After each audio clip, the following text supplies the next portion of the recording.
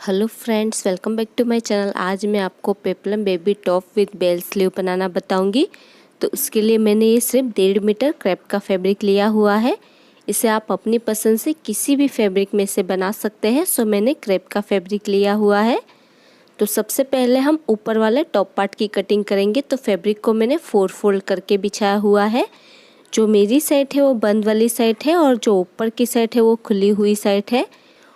और इसकी जो लंबाई है वो मैंने 11 इंच की रखी है। ये 10 इंच की हमारी रेडी होगी। आप अपनी पसंद से लंबाई कम या ज़्यादा भी कर सकते हैं। अभी ऊपर से हम शोल्डर के लिए 6 इंच पर निशान लगाएंगे। शोल्डर के लिए हमें 6 इंच पर निशान लगाना है और आर्म होल की लंबाई के लिए भी हमें 6 इंच पर ही निशान लगाना है। 6 इंच पर निशान लगाते हुए हमें एक सीधी लाइन ड्रॉ कर देनी है।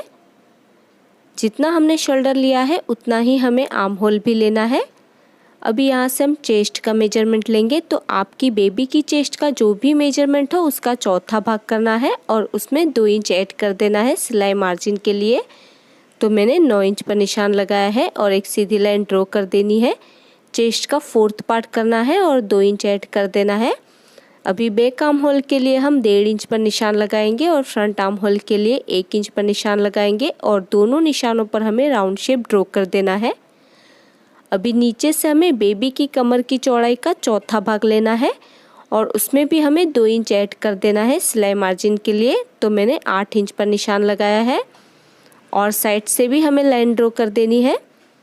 अभी हम गले की चौड़ाई के लिए 2.5 इंच पर निशान लगाएंगे क्योंकि हम आगे की तरफ से इसमें डीप नेक बनाने वाले हैं। तो गले की चौड़ाई हमें 2.5 इंच ही लेनी है और पीछे की गले की लंबाई के लिए हम 2 इंच पर निशान लगाएंगे और आगे की गले की लंबाई के लिए हमें 4.5 इंच पर निशान लगाना है।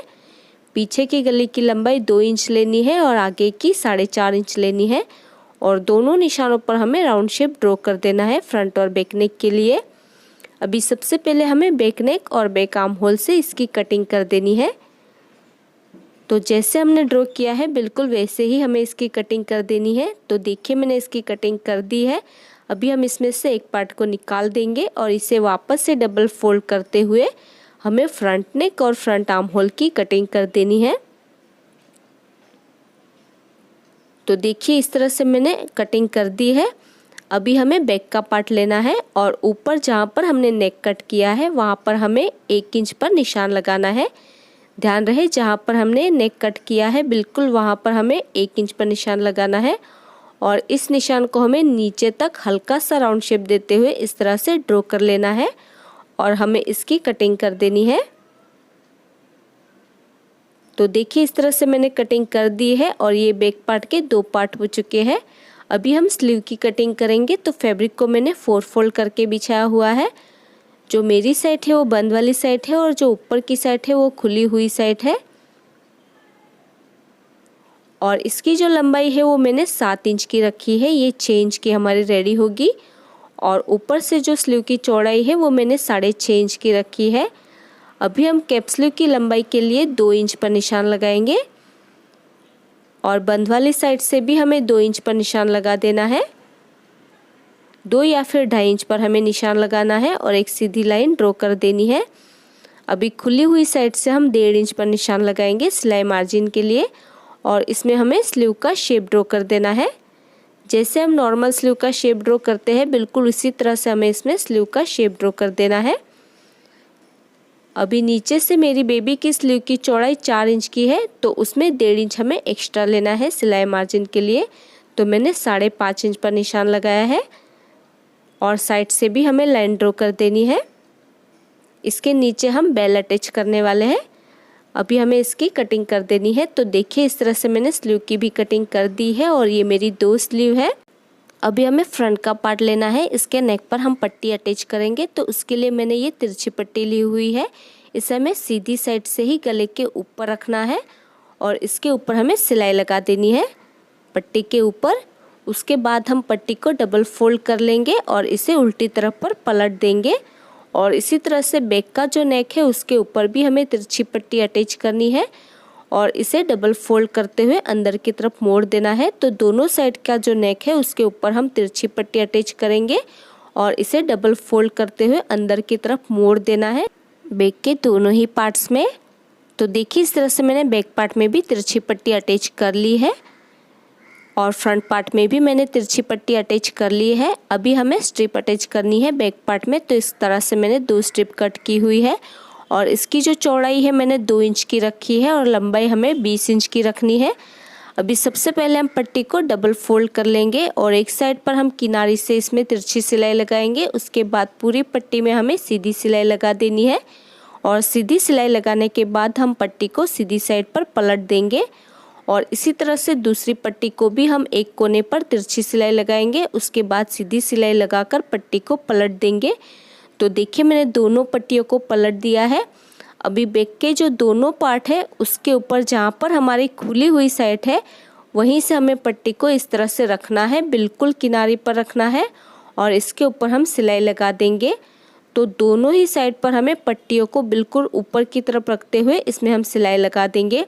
उसके बाद हमें 2 इंच चौड़ी एक इस तरह से सीधी पट्टी लेनी है और पहले हम पट्टी की बॉर्डर को ऊपर की तरफ से फोल्ड कर लेंगे। उसके बाद हम सीधी साइड से ही पट्टी को इस तरह से सिलाई लगा देंगे। तो दोनों ही साइड से हमें इस तरह से पट्टी को रखते हुए इसके ऊपर हमें सिलाई लगा देनी है। ऊपर की तरफ से 1/2 इंच तक हम अंदर की तरफ फोल्ड कर लेंगे। उसके बाद हम पट्टी की बॉर्डर को फोल्ड करते हुए पूरी पट्टी को हमें अंदर की तरफ पलट देना है और पट्टी को पलटने के बाद ये जो हमारी स्ट्रिप है वो भी इस तरह से बाहर की तरफ निकल जाएगी। तो इसी तरह से दूसरी पट्टी को भी हम उल्टी साइड पर पलट देंगे। तो देखिए मैंने दोनों ही पट्टियों को उल्टी साइड पर पलट दिया है और ये दोनों ही स्ट्रिप हमारी इस तरह से सीधी साइड पर निकल गई है। इसे हम बाद में टाई अप कर लेंगे। अभी हमें फ्रंट का पार्ट सीधा रखना है और उसके ऊपर हमें बैक के दोनों ही पार्ट उल्टे रखने हैं और इसके शोल्डर जॉइंट कर लेने हैं। तो देखिए इस तरह से मैंने इसके शोल्डर जॉइंट कर लिए हैं। अभी हम इसमें स्लीव अटैच करेंगे तो उससे पहले हमें स्लीव की नीचे वाली फ्रिल कट करनी है। तो मैंने ये एक्स्ट्रा फैब्रिक लिया हुआ है, इसे हम पहले इस तरह से एक बार फोल्ड कर लेंगे तो ये हमारा डबल फोल्ड हो जाएगा। उसके बाद हम इसे एक और बार फोल्ड कर लेंगे तो ये हमारा 4 फोल्ड हो जाएगा। तो मेरी साइड है वो बंद वाली साइड है और जो ऊपर की साइड है वो भी बंद वाली साइड है और नीचे की दोनों साइड इसकी खुली हुई है। तो इसी तरह से हमें फैब्रिक को 4 फोल्ड करके बिछाना होगा बेल कट करने के लिए। अभी जहाँ पर इसका कोना है वहाँ पर हमें किसी भी एक स्लीव को इस तरह से फोल्ड कर लेना है और स्लीव को अच्छे से हमें एडजस्ट करते हुए ऊपर की तरफ के कोने के ऊपर इस तरह से रख देना है और लाइन ड्रॉ कर लेनी है। तो नीचे की स्लीव की जो चौड़ाई है उतनी हमें लाइन ड्रॉ कर लेनी है। उसके बाद हम फ्रिल की लंबाई के लिए निशान लगाएंगे। तो फ्रिल की लंबाई मैं 6 इंच की रखने वाली हूँ, ये 5 इंच की हमारी रेडी होगी। आप अपनी पसंद से फ्रिल की लंबाई कम या ज़्यादा भी कर सकते हैं। तो पूरे राउंड में हमें 6 इंच पर निशान लगाते जाना है और राउंड शेप ड्रॉ कर लेना है 6 इंच पर निशान लगाते हुए। अभी हमें इसकी कटिंग कर देनी है। तो इस तरह से हमारे दोनों ही स्लीव के लिए बेल कट हो गई है।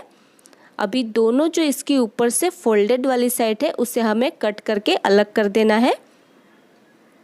इस तरह से हमें इसे कट कर देना है। तो ये 2 फ्रिल हो जाएंगी दोनों ही स्लीव के लिए। अभी जो हमारी स्लीव की नीचे वाली बॉर्डर है उसके ऊपर हमें फ्रिल को उल्टा रखना है और इसके ऊपर हमें सिलाई लगा देनी है।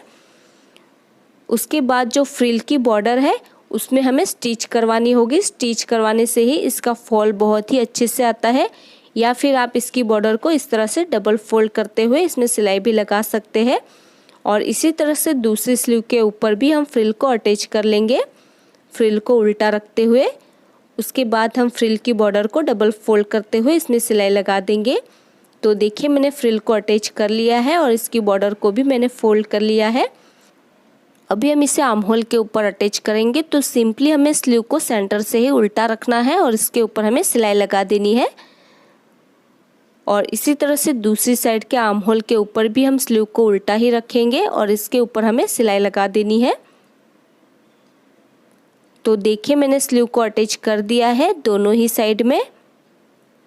अभी हम बैक पार्ट में जो हमारे दोनों ही पार्ट्स खुले हुए हैं उसे हमें बिल्कुल एक दूसरे के ऊपर इस तरह से आधा इंच तक चढ़ा के रखना है और इसके ऊपर हमें सिलाई लगानी है नीचे की तरफ से। अभी बॉटम पार्ट के लिए मैंने ये 2 पीस कट करके रखे हुए हैं और इसकी जो लंबाई है वो मैंने 11 इंच की रखी है। ये 10 इंच की हमारी रेडी होगी और इसकी जो चौड़ाई है वो कम से कम हमें 30 से 35 इंच तक लेनी है, क्योंकि हम इसमें प्लीट्स लगाने वाले हैं। इस तरह से हमें 35 इंच की चौड़ाई लेनी है। अभी फ्रंट वाला जो पार्ट है उसके ऊपर हमें जो बॉटम वाला पार्ट है उसे उल्टा रखना है और इसके ऊपर हमें इस तरह से छोटी छोटी प्लीट्स लगा लेनी है। जितना भी हमारा फैब्रिक है उसे हमें अच्छे से एडजस्ट करते हुए इसमें प्लीट्स लगाकर इसमें सिलाई लगा देनी है। और इसी तरह से जो बैक वाला पार्ट है उसके ऊपर भी हम बॉटम का पार्ट उल्टा रखेंगे और बैक पार्ट में भी हमें इस तरह से छोटी छोटी प्लीट्स लगानी है और जितनी हमारी प्लीट्स कवर होती है उतनी हमें प्लीट्स लगाकर इसे सेट कर लेना है। तो देखिए इस तरह से मैंने प्लीट्स लगा दी है फ्रंट पार्ट में भी और बैक पार्ट में भी। अभी इसे हमें उल्टा कर देना है और साइड से 2 इंच का गैप रखते हुए हमें इसकी फिटिंग कर लेनी है। दोनों ही साइड से हम 2 इंच का गैप रखते हुए इसकी फिटिंग कर लेंगे। उसके बाद जो नीचे की बॉर्डर है उसे हमें डबल फोल्ड करते हुए इसमें सिलाई लगा देनी है। सिंपली नीचे की बॉर्डर को डबल फोल्ड कर लेंगे और इसके ऊपर हम सिलाई लगा देंगे। तो देखिए मैंने इसकी फिटिंग कर ली है दोनों ही साइड से और नीचे की बॉर्डर को भी मैंने फोल्ड कर लिया है। अभी बैक पार्ट में जो हमने दोनों ही स्ट्रिप अटैच की है उसे हम इस तरह से टाई अप कर लेंगे। आप चाहे तो इस स्ट्रिप को कॉन्ट्रास्ट कलर में भी लगा सकते हैं, लेकिन मैंने इसी कलर में से स्ट्रिप बनाई है। जिस भी कलर का आपकी बेबी का पैंट या फिर स्कर्ट होगा उस कलर की आप स्ट्रिप भी अटैच कर सकते हैं। और इसी के साथ ही हमारा peplum baby top with bell sleeve बनकर रेडी हो चुका है और यह है इसका final look. So friends, I hope आपको आज का ट्यूटोरियल पसंद आया होगा।